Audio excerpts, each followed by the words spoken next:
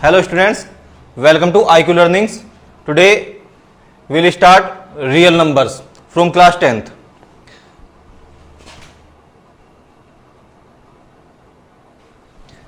So real number start करने से पहले थोड़ा रिवीजन कर लेते हैं, नंबर्स के बारे में समझ लेते हैं.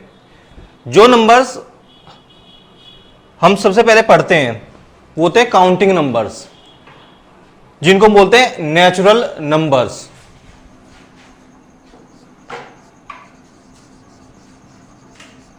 Natural numbers.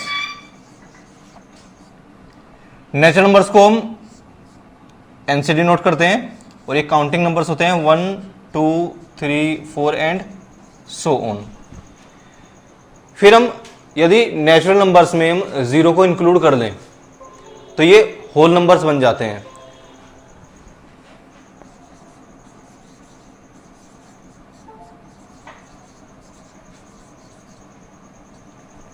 होल नंबर्स को हम डब्ल्यू से डिनोट करते हैं. इनमें हम जीरो को और इंक्लूड कर देते हैं, 0, 1, 2, 3 एंड सो ऑन. फिर इसके बाद आते हैं इंटीजर्स. इंटीजर्स में जो हमने नेचुरल नंबर्स लिए हैं इन सभी नंबर्स के हम नेगेटिव दे देते हैं, -1, -2, -3 एंड सो ऑन. तो जो टोटल कलेक्शन होता है वो कलेक्शन इंटीजर हो जाता है. Integers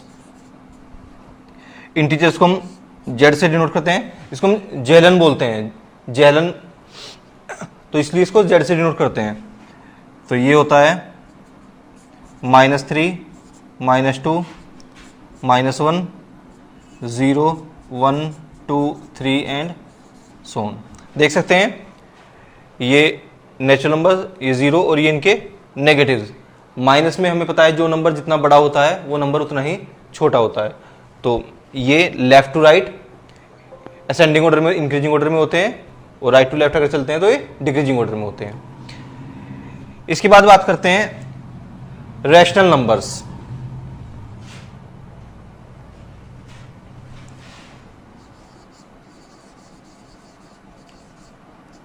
rational numbers. Rational numbers any number of the form p upon q where q is non-zero and both pq are integers.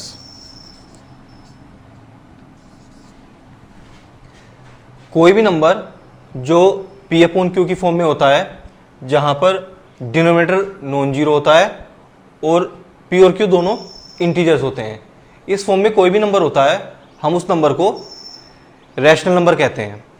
अगर हम कुछ एग्जांपल देखें, मान लीजिए हम लिख रहे हैं 4/5, तो हम देख सकते हैं ये p अपॉन q की फॉर्म में है, ये डिनोमिनेटर नॉन जीरो है और दोनों इंटीजर्स हैं. इसी तरह से मान लीजिए हम लिखते हैं 3 भी रैशनल नंबर है क्योंकि हम 3 को 3/1 लिख सकते हैं. तो अब ये p अपॉन q की फॉर्म में हो गया, डिनोमिनेटर नॉन जीरो है और दोनों इंटीजर्स हैं.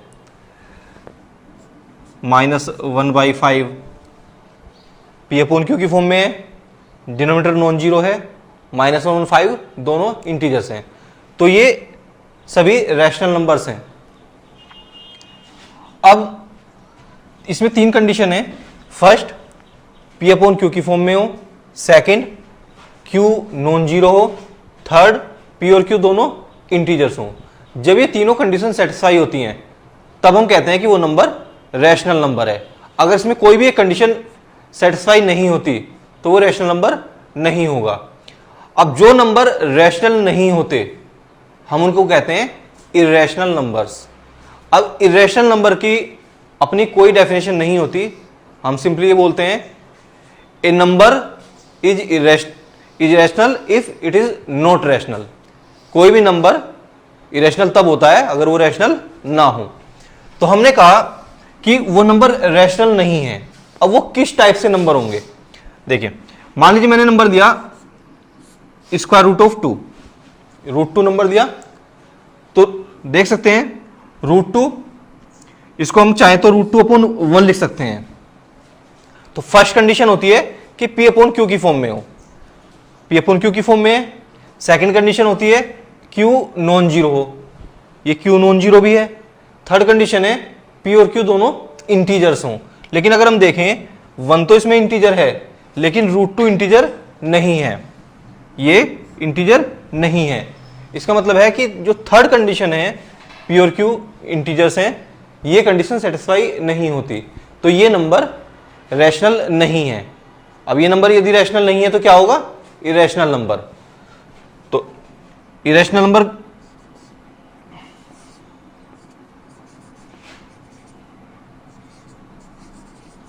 इरेशनल नंबर्स, तो इरेशनल नंबर्स क्या हो गए, numbers which are not rational, जो नंबर रैशनल नहीं है, which are not rational numbers, जो रैशनल नंबर्स नहीं है वो क्या होंगे, इरेशनल नंबर्स होंगे। तो ये अब हम बात करते हैं जो हमारा फर्स्ट चैप्टर है रियल नंबर्स। रियल नंबर्स क्या होते हैं, ये हमने थोड़ा रिवाइज किया। रियल नंबर्स होते हैं collection of rational and irrational numbers. जब हम रैशनल को और इरेशनल को दोनों का कलेक्शन ले लेते हैं, उस कलेक्शन को हम रियल नंबर कहते हैं।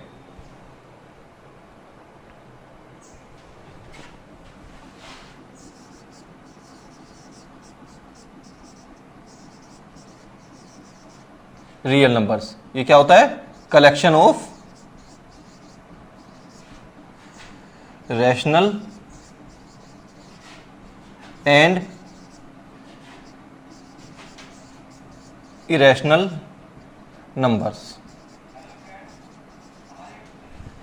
रैशनल और इरेशनल दोनों का कलेक्शन रियल नंबर होता है। तो ये तो रियल नंबर हो गया।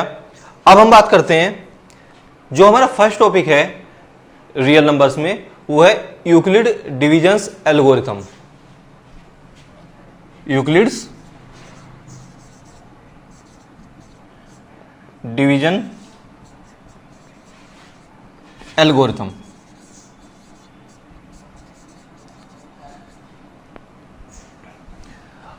यूक्लिड डिवीजन एल्गोरिथम, हमें कोई दो पॉजिटिव नंबर्स गिवन है, हमें उन नंबर्स का एचसीएफ फाइंड करना है।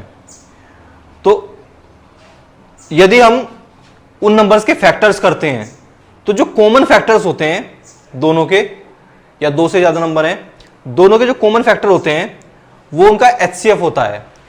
लेकिन अगर हम डिवीजन मेथड यूज करके एचसीएफ फाइंड करते हैं, तो उस मेथड को बोलते हैं Euclid's division algorithm. This method is used to find the HCF of two positive integers. Example लेते हैं, मान लीजिए हमें नंबर्स गिवन है 12 एंड 30। हमें 12 और 30 का एचसीएफ फाइंड करना है।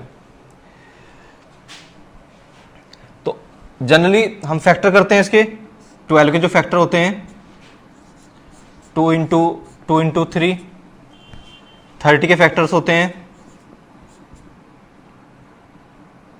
2 इंटू 3 इंटू 5। ये हमने फैक्टर्स किए।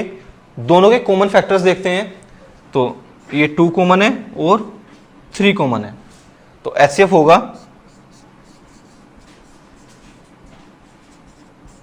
2 इंटू 3 इज इक्वल टू 6।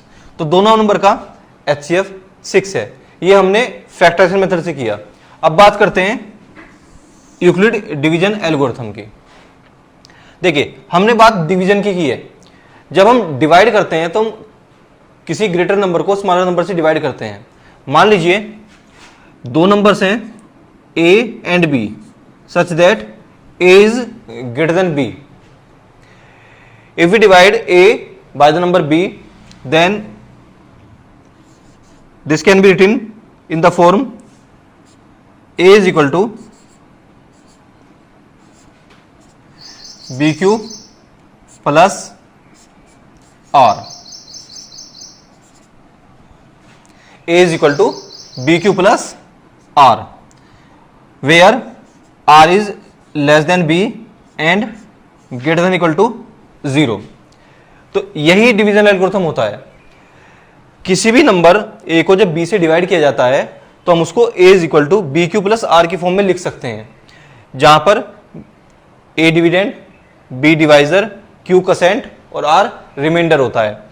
जो आर होता है रिमाइंडर, उसकी value greater than equal to 0 होती है और हमेशा बी से कम होती है, लेस देन बी होती है। हमें ये कंडीशन याद रखनी है, इस पर डायरेक्ट क्वेश्चन भी पूछ लिया जाता है। आर के लिए जो कंडीशन होती है इस पर डायरेक्ट क्वेश्चन पूछ सकते हैं। तो अब ये तो डिविजनल एल्गोरिथम है, अब हम इसको यूज कैसे करते हैं, किस तरह से एचसीएफ फाइंड करते हैं। तो हमने जैसे यहाँ पे 12 और 30 का एचसीएफ फाइंड किया, फैक्टराइजेशन मेथड से 6 आया। अब हम इसी क्वेश्चन को डिविजनल एल्गोरिथम से करते हैं।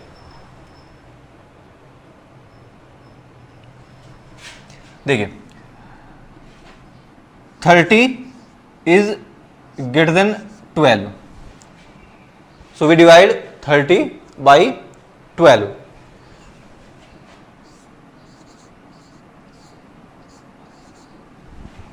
ट्वेल्व से डिवाइड करेंगे, 12 का टेबल देखें, 12 टू जा 24, 6 रिमाइंडर। यदि रिमाइंडर 0 आ जाता है तो 12 एचसीएफ हो जाएगा, यानी 12 कॉमन हो गया जब इसको कंप्लीटली डिवाइड कर रहा है। यदि रिमाइंडर 0 नहीं आता तो हम इस प्रोसेस को रिपीट करते हैं और तब तक रिपीट करते हैं जब तक रिमाइंडर 0 नहीं आ जाता। और उसके लिए जो रिमाइंडर आता है उसको हम डिवाइजर मान लेते हैं और जो डिवाइजर था उसको डिविडेंड मान लेते हैं। तो 6 को हम डिवाइजर मान लेंगे और 12 को डिविडेंड मान लेंगे। अब 6 का टेबल पढ़ेंगे, 6 टू जा 12 और ये रिमाइंडर 0 आ गया। अब रिमाइंडर 0 आ गया, इसका मतलब ये क्वेश्चन पूरा हो गया। हमें तब तक करना होता है जब तक रिमाइंडर 0 नहीं आता। जब रिमाइंडर 0 आ जाता है उस स्टेप में जो भी डिवाइजर होता है वही उसका एचसीएफ होता है। तो यहां पर देख सकते हैं डिवाइजर 6 है तो एचसीएफ क्या हो जाएगा 6। अभी हमने डिवीजन किया, अब इसको लिखते किस तरह से हैं, देखिए स्टेप 1,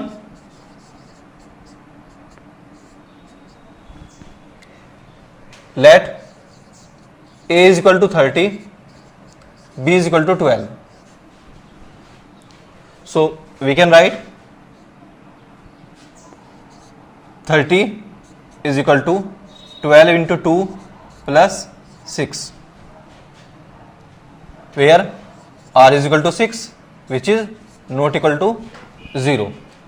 रिमाइंडर 6 है जो कि 0 के इक्वल नहीं है, तो हम प्रोसेस को रिपीट करते हैं। अब हमने रिपीट किया यहां पर, तो स्टेप 2 में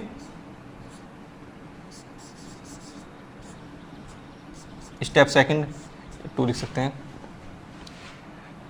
a is equal to 12, b is equal to 6। देख सकते हैं यहाँ पे डिविडेंड 12 है और डिवाइजर 6 है, तो इसको लिखा हमने 12 is equal to 6 into 2 plus 0। तो here r is equal to 0, remainder 0 है, it means divisor 6 will be HCF. So HCF of 30 and 12 is equal to 6. तो इस तरह से हम डिवीजन एल्गोरिथम अप्लाई करके दो नंबर्स का HCF फाइंड करते हैं। एक एग्जांपल और ले लेते हैं इसका। मान लीजिए हमें 75 और 45 इन दो नंबर्स का एचसीएफ फाइंड करना है, तो हम ग्रेटर नंबर को स्मॉलर नंबर से डिवाइड करेंगे। तो here 75 is greater than 45, so let a is equal to 75 and b is equal to 45। So हम डायरेक्ट स्टेप लिख सकते हैं या फिर डिवीजन करके देख लेते हैं इसको, फिर लिख लेंगे। तो 75 और हमने 45 से डिवाइड करना है, तो 45 1 जा 45, सब्ट्रैक्ट करेंगे 0 ये 3, फिर नॉन जीरो है डिवाइजर वो रिमाइंडर। अब प्रोसेस को रिपीट करना है तो इसको हम डिवाइजर मान लेंगे, इसको डिविडेंड मान लेंगे। तो ये 45 हो गया, 30 1 जा 30 15, फिर से रिमाइंडर नॉन जीरो है तो फिर प्रोसेस को रिपीट करना है।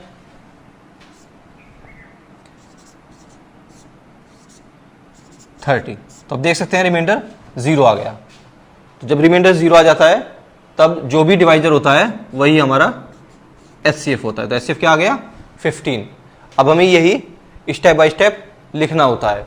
तो जैसे फर्स्ट स्टेप क्या होगा, स्टेप 1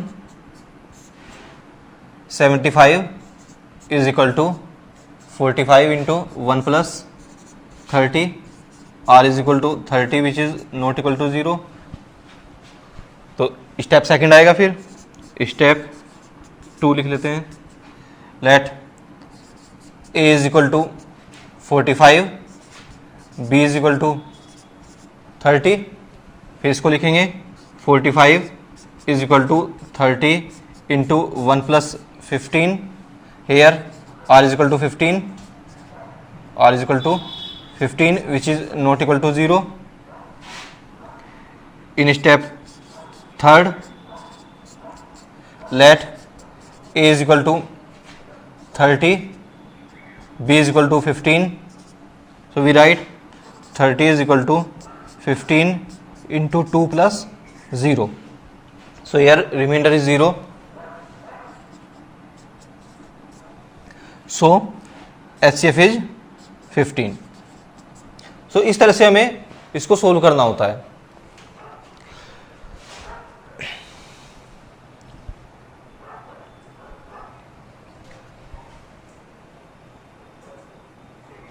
अब हम बात करते हैं कि यदि हमें किसी नंबर को इरेशनल प्रूव करना है तो हम किस तरह से प्रूव करते हैं। मान लीजिए हमें स्क्वायर रूट ऑफ 2 इस नंबर को इरेशनल प्रूव करना है। Prove that is an irrational number.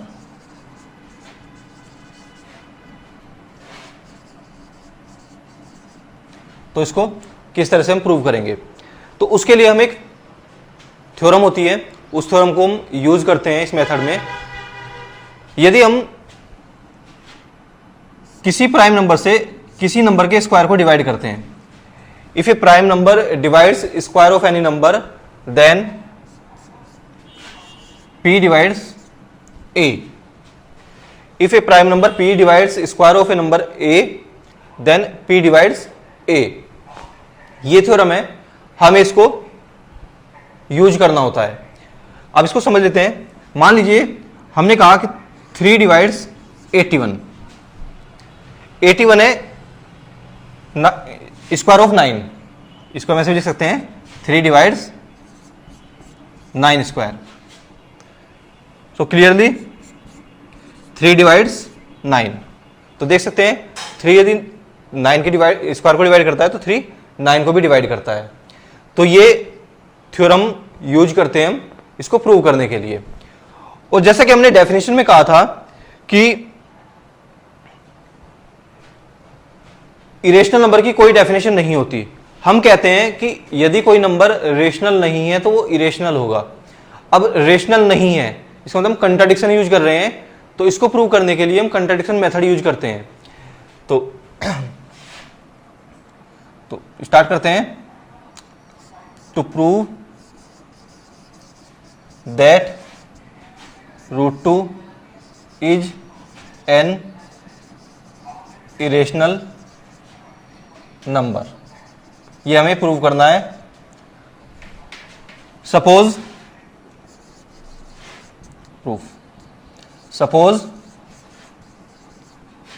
√2 is rational number.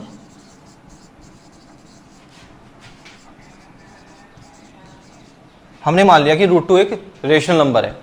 अब रूट टू रेशनल नंबर है तो हमें पता है कि कोई भी rational number p upon q की फॉर्म में होता है। So this implies root two is equal to p upon q. अब यदि हम किसी फ्रैक्शन को सिंपलेस्ट फॉर्म में लिखते हैं तो उसमें न्यूमरेटर और डिनोमिनेटर उनका HCF 1 होता है। तो HCF of P and Q is equal to 1। Now squaring on both sides,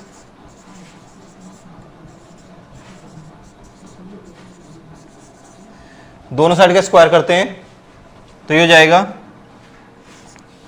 2 is equal to p square upon q square. अब क्रॉस मल्टीप्लाई करेंगे, क्यू स्क्वायर की मल्टीप्लाई 2 में हो जाएगी तो यहां पे आ जाएगा ये 2q square is equal to p square. इसको हम फर्स्ट इक्वेशन मान लेते हैं। अब देखिए यदि हम इस नंबर को 2q स्क्वायर को 2 से डिवाइड करें तो ये 2 से डिवाइड हो जाएगा, क्यों? क्योंकि 2 कैंसिल हो जाएगा। लेकिन 2q स्क्वायर पी स्क्वायर के इक्वल है। अब ये डिवाइड हो जाएगा तो ये इसके इक्वल है, ये भी डिवाइड हो जाएगा। तो हम कह सकते हैं this implies 2 divides p square. Now by theorem if a prime number divides square of any number then the prime number divides the number also, उस नंबर को भी डिवाइड करता है। अब हम कह रहे हैं कि 2 पी स्क्वायर को डिवाइड करता है तो 2 पी को भी डिवाइड करेगा। सो दिस इंप्लाइज 2 डिवाइड्स पी। अब 2p को कब डिवाइड करेगा? कोई नंबर किसी नंबर को कब डिवाइड करता है? मान लीजिए हम कह रहे हैं कि 2 6 को डिवाइड करता है, क्यों? क्योंकि जब हम 6 के फैक्टर करते हैं उसमें एक फैक्टर कम से कम, 6 में एक ही फैक्टर 2 आता है, लेकिन अगर किसी बड़े नंबर को भी डिवाइड करेगा तो उसमें कम से कम एक फैक्टर 2 आएगा। तो 6 में के फैक्टर क्या होते हैं? 2 इंटू 3। 6 के फैक्टर होते हैं 2 इंटू 3। तभी अगर हम डिवाइड करेंगे तो ये इससे कैंसिल हो जाएगा, तो ये डिवाइड करता है।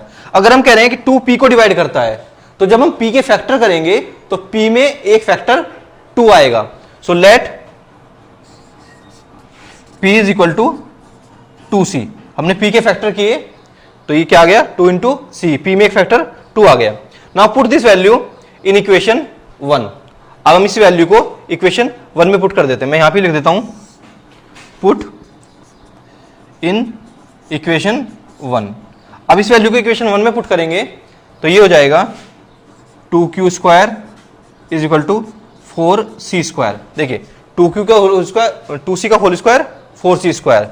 अब 2 से डिवाइड करेंगे 2 2 जा 4 तो ये आ गया q square is equal to 2c square. अब इस नंबर को अगर हम 2 से डिवाइड करें तो ये नंबर 2 से डिवाइड हो जाएगा, लेकिन ये इसके इक्वल है, इसका मतलब q स्क्वायर भी 2 से डिवाइड हो जाएगा। तो this implies 2 divides q square again bye theorem. This implies 2 divides q, क्योंकि अगर कोई प्राइम नंबर किसी नंबर के स्क्वायर को डिवाइड करता है तो वो उस नंबर को भी डिवाइड करता है। अब हम देख सकते हैं 2 p को भी डिवाइड करता है, 2 q को भी डिवाइड करता है। इसका मतलब 2 p और q का कॉमन डिवाइजर है। अब जब हम HCF की बात करते हैं हम कहते हैं HCF कॉमन होता है। इसका मतलब है कि अगर हम 2 p और q का HCF लेंगे तो उसमें 2 तो कम से कम आएगा, तो इसका मतलब इसका HCF 1 नहीं हो सकता, जो कि हम मानकर चले थे। हमारा अजम्पशन क्या था कि √2 एक रेशनल नंबर है जो p अपॉन q की फॉर्म में और p और q का HCF 1 है। इसका मतलब है कि ये कंट्राडिक्शन आ गया, 2 p और q का कॉमन डिवाइजर नहीं हो सकता, which contradicts that HCF of p and q is 1. So our assumption that √2 is a rational number is wrong. Hence √2 must be an irrational number. तो इस तरह से हम किसी भी नंबर को इरेशनल प्रूव करते हैं। मुझे उम्मीद है कि आपको ये कॉन्सेप्ट समझ में आ गया होगा किस तरह से हमें इसे प्रूव करना है। नेक्स्ट वीडियो में हम कंटिन्यू करेंगे इसको। तो अगर आपको वीडियो पसंद आया हो तो वीडियो को लाइक और शेयर करें और हमारे चैनल को सब्सक्राइब करें। Thank you.